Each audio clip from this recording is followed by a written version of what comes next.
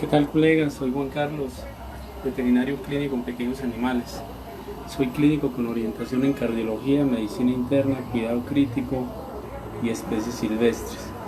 Aquí vemos a Pachita, paciente de ¿cuántos años? Sí, tiene por lo menos 5 o 6 años. Tiene aproximadamente unos 6 años. Ingresó ahora de urgencias. No me la deje mover, por favor.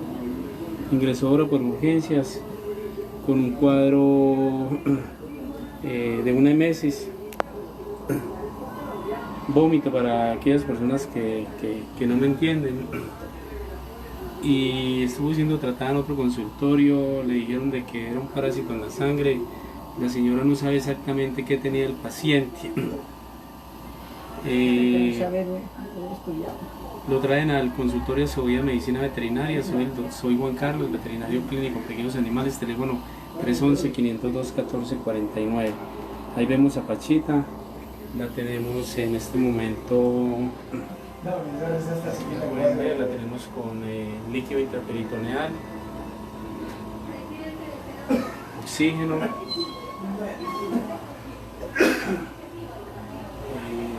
Les quería hablar un poco sobre esto. Las triaditis inflamatorias en gatos se presentan en gatos de 5 a 7 años. Es un problema muy común en gatos geriátricos.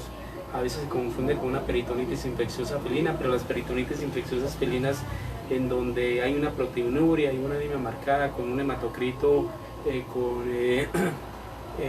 la hemoglobina y el hematocrito caídos, hay una anemia hipocrómica microcítica, se da sobre todo en pacientes tanto seniles como pacientes pediátricos. Se diferencia la peritonitis infecciosa felina, se diferencia de la pancreatitis aguda en adultos, en gatos gerontes, porque está en pacientes menores de 1 año de edad. Esta peritonitis infecciosa felina, inclusive muchos médicos veterinarios la diagnostican bajo test de peritonitis infecciosa felina, pero realmente el diagnóstico de peritonitis infecciosa felina se hace post-mortem, porque los test que hay acá en Colombia y los test que hay en todas partes, en Argentina, en Sudamérica y todo eso, no sirven para diagnosticar peritonitis infecciosa felina. Esta se diagnostica post-mortem en los pacientes después de la muerte. Hoy en día se está utilizando en muchos pacientes el uso de la talidomida para tratar peritonitis infecciosa felina. La utiliza el doctor Alejandro Esteban Paludi en Argentina y muchos colegas argentinos dedicados a medicina de gatos, con excelentes resultados, pero lo difícil es la consecución. Y sabemos que la peritonitis, sabemos que la talidomida en otrora acá en Colombia, en toda Sudamérica, era lo que utilizaban nuestras abuelas, nuestras madres, nuestras bisabuelas como métodos anticonceptivos. Y por eso es que, y eso salió del mercado. ¿Por qué? Porque se dieron cuenta que producía efectos teratogénicos en los fetos. Es todos esos señores que hoy en día uno ve con defectos, con los pies corticos, casi pegados de acá, con 6 dedos en cada pie o en las manos, y con defectos, cualquier defecto que no te veíamos, eran defectos teratogénicos producidos por la talidomida, que la utilizaban nuestras madres, nuestras abuelas, nuestras bisabuelas. Pues eso salió del mercado. Ya hoy en día hay anticonceptivos mucho más seguros, porque esos producían deformación en los fetos y en los fetos nacidos vivos. En medicina veterinaria no tenemos ese problema, porque el paciente que nazca con algún defecto o con una imposibilidad para continuar en su supervivencia y está sufriendo mucho, pues nosotros lo que hacemos es ayudarle a un buen dormir y para que el paciente no sufra, ¿no? Entonces a veces le adelantamos el proceso de esa muerte que es inminente. Como en un paciente que me llegó hace días con una hidrocefalia, un paciente de una semana de nacido, y ese paciente lo único que podríamos hacer era una comunicación, un estén ventrículo cardíaco a la aurícula derecha o ventrículo peritoneal para que drenara el líquido. Y lo otro era cerrar esas fontanelas, como estaban muy abiertas, tocaba que colocar corticoides para evitar la producción de líquido cefalorraquídeo, que era lo que estaba inflamando la cabeza y llenándola de líquido. ¿Qué es una triaditis inflamatoria? El intestino, el páncreas y el hígado se comunican a través de un conducto que se llama el conducto de Oshi o el conducto de Oddi. Generalmente cuando se inflama el intestino por una bacteria, por algún microorganismo, también se inflama el hígado, se inflama el páncreas, o cuando el hígado hace un proceso infeccioso o un proceso inflamatorio, como él drena sus secreciones a través de la vesícula biliar, ellas van al duodeno para que se produzca la digestión. Cuando uno consume alimentos, el animal, los alimentos llegan al estómago y el estómago hace un tránsito intestinal en 4 a 6 horas. Cuando llegan al duodeno, los alimentos son absorbidos por el intestino delgado. Ahí en ese intestino delgado, donde está el conducto colédoco, ahí drenan las secreciones que produce el hígado y que produce el páncreas para que se favorezca una digestión y haya asimilación de los alimentos. Entonces, generalmente, colegas y dueños de mascotas, cuando esos gatos dejan de comer, cuando esos gatos tienen una temperatura, están hipotérmicos, tienen una temperatura por debajo de 35, este está en 35, cuando está la temperatura muy baja y nosotros decimos, no, es que no hay un proceso infeccioso porque no está pirético, porque no está por encima de 40 en gatos, o de 39, generalmente que es de 37,5 a 39, entonces no hay una piresis como tal, no hay una fiebre como tal en el gato, entonces a veces nosotros no sospechamos de que hay un problema inflamatorio a nivel intestinal, a nivel hepático, a nivel pancreático, y esto es bastante grave en estos pacientes porque disminuyen la temperatura, aumentan las proteínas, los pacientes hacen anemias y hacen una serie de eventos que los determinaríamos mediante un examen clínico para determinar exactamente cómo está el paciente. Este es un paciente que llegó al consultorio postrado, de cúbito lateral, no respondía a estímulos. Ahora la señora, yo le digo que la llame Pachita, y ella inmediatamente sacude la cola. ¿Sí? Sí, llámale la Yo cola. le dije a... Llámela por favor. Pacha. Ve. Sí, Negra. Pacha. no sé si se alcance a ver. Pacha, ve. La Ve. cola, ya. Pacha. Pacha. Pacha. Sí, ok. Llamé la colita, oye, no la movía. Entonces, colegas, siempre que nos llegue un paciente geriátrico, siempre hay que pensar en qué es lo más común, porque hay veces por pensar en cosas raras no atendemos al paciente adecuadamente y el paciente termina falleciéndonos porque a veces pensamos en enfermedades muchas veces que no tienen, que no son tan comunes, y lo más común en gatos gerontes es una triaditis inflamatoria, en donde hay una enfermedad inflamatoria intestinal. Son pacientes que presentan muchas veces diarreas. Esos gatos, colegas, que les llegan a su consultorio con 2-3 meses de diarreas, piensen en una enfermedad inflamatoria intestinal y que les han mandado antibióticos impresionantes, se ha creado una disbiosis intestinal, entonces se ha cambiado esa biota o esos microorganismos o bacterias intestinales que son sapróbitos, que viven ahí en el intestino normalmente y que son los que ayudan a la absorción de nutrientes. Pues cuando mandamos mucho antibiótico acabamos esa microbiota, esas bacterias, y entonces se acaban esos cilios, esas vellosidades intestinales, y lo que se hace, y aquí vemos el oxígeno, vemos a Pachita, y entonces lo que se hace es, nosotros acabamos con esa microbiota. Entonces hay que entrar a hacer una siembra antibiótica para recuperar la flora bacteriana normal y el paciente termine sin esas diarreas. Y lo que se manda, generalmente mandamos un atriveno, mandamos un betalover, que es una acetonía de triancinolona, a la dosis, y a los 2-3 días, muchas veces al otro día, el gato está sin la diarrea y no hemos necesitado colocar antibióticos. Solamente hacemos una siembra con yogur probiótico para recuperar la microbiota intestinal y se nos eviten esos casos de diarrea. Y en diarreas rebeldes pues también podemos manejar subsalicilato de bismuto o bismo-P, podemos manejar zinc inclusive también, pero generalmente manejando la enfermedad inflamatoria con el corticoide, con la acetonía de triancinolona, el paciente sale adelante. Y comenzamos a hacer una siembra con cultivos probióticos para ayudarle al paciente, para evitar esa disbiosis intestinal que se creó. Este es un paciente en el cual sospecho por la temperatura tan baja de 35, inclusive pueden estar menos de 35, deshidratados impresionante, la turgencia está elevada, el tiempo de llenado capilar elevado, Es un paciente, aquí podemos ver a Pachita que está tratando de moverse. Yo le dije a la señora, doña Areni, le dije que el pronóstico es un pronóstico reservado, desfavorable, porque yo no le puedo garantizar que ella va a salir adelante. Viene un tratamiento prolongado en otro consultorio médico veterinario, en donde no se estaba tratando adecuadamente. Un saludo para María Cristina Genoy, joven.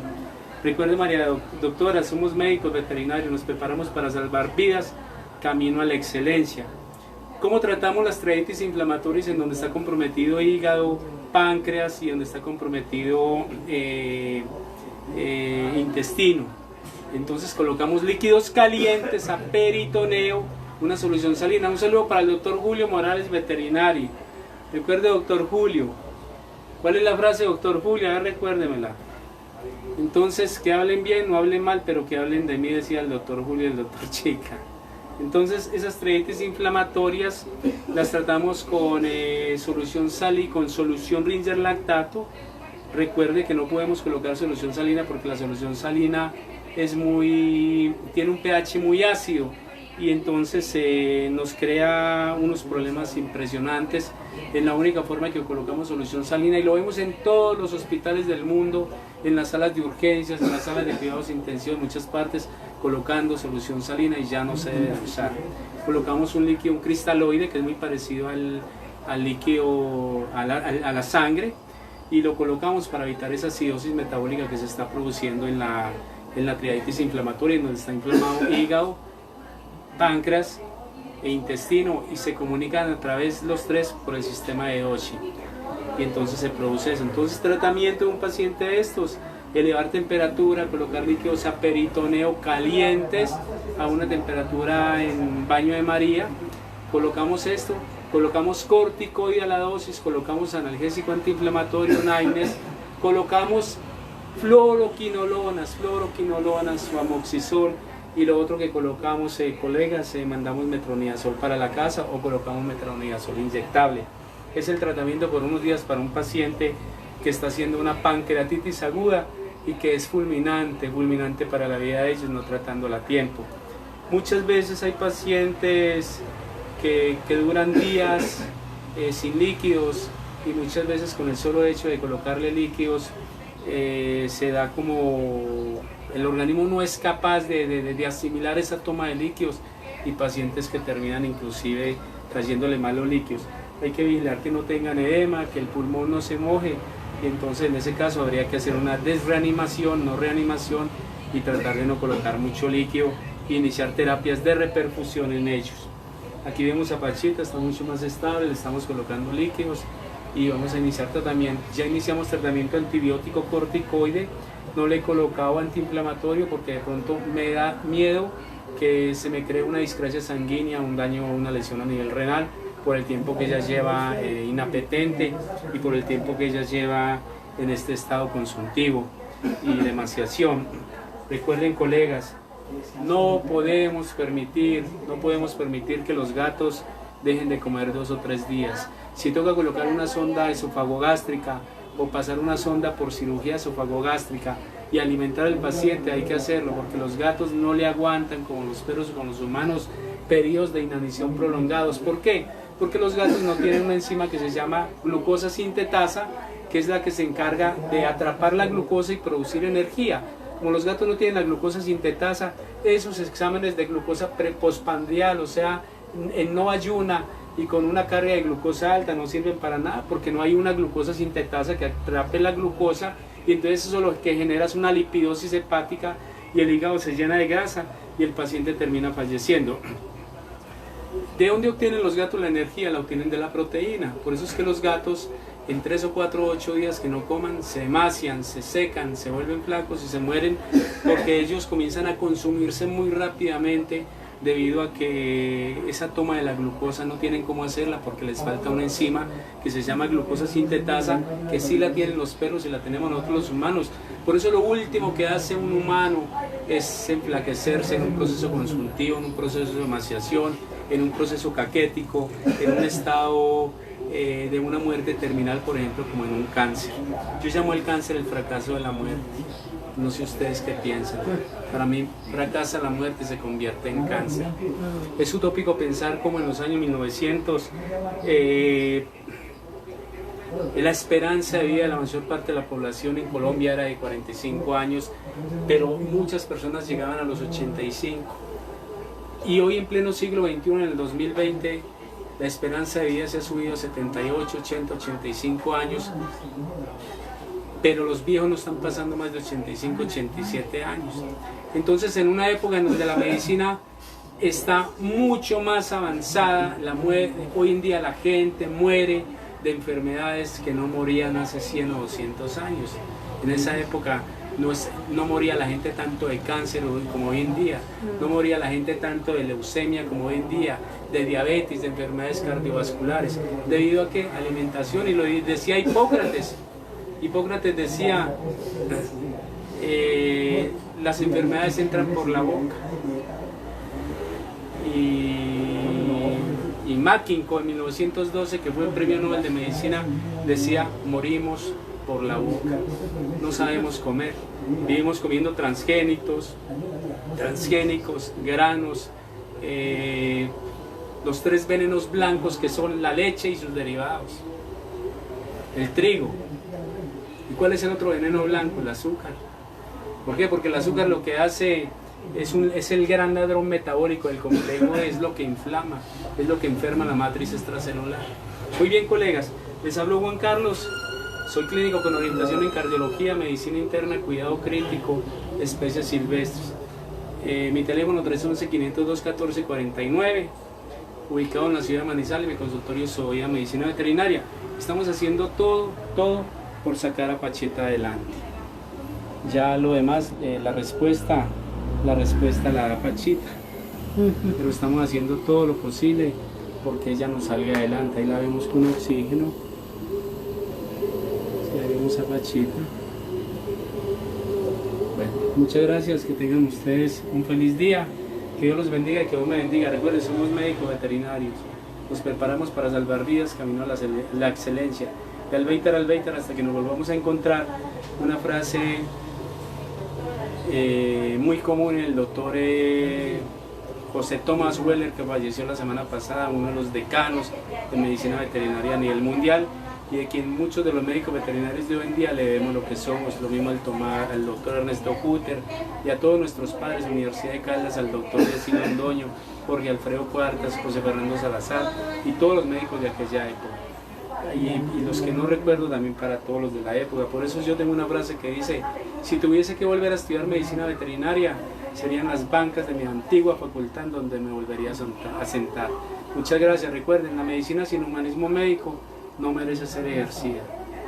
Hay pacientes privilegiados, no. La medicina no debe tener pacientes privilegiados. La medicina debe ser para todos igual. Hay que tratar al perro, al gato, al perrito pobre, el de la calle, al perrito hijo de la persona más famosa, más rica. Hay que tratarlo igual que a ese perrito pobre o ese gatico pobre. Para ustedes, muchas gracias. Recuerden, les habló Juan Carlos. Muchas gracias. Hasta luego. Que estén bien. Muchas gracias.